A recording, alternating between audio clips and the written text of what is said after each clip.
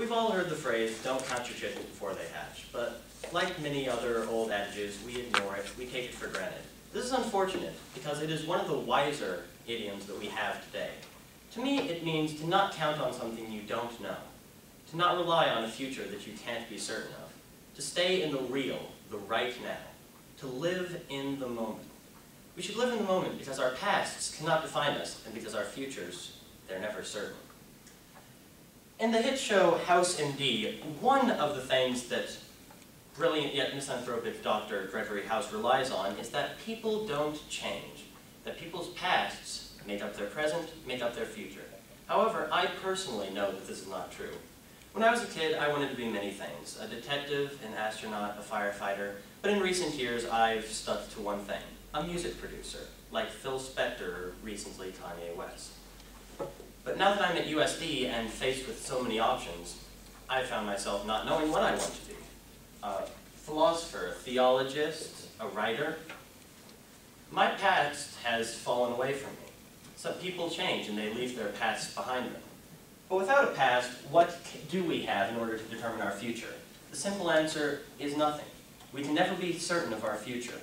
We can never really know the effects and the consequences of all of our actions. Esteemed philosopher Jean-Paul Sartre puts it beautifully in his short story, The Wall, set during the Spanish Civil War. In it, a soldier in the Spanish Rebellion is captured by the Spanish Republic and is coerced into telling his captors the whereabouts of the leader of the rebellion, Ramon Gris. Pablo, the soldier, eventually gives in moments before his execution and lies to his captors, telling them that his friend is in a cemetery nearby.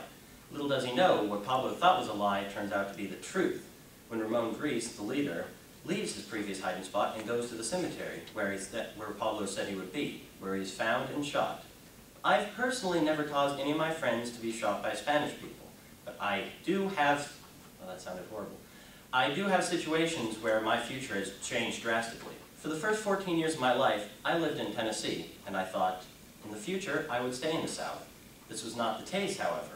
As my grandfather came down with presented symptoms of Alzheimer's, my family packed up and moved up here. Even in Iowa, where we moved, I never thought that I'd be coming to a school in a completely different state.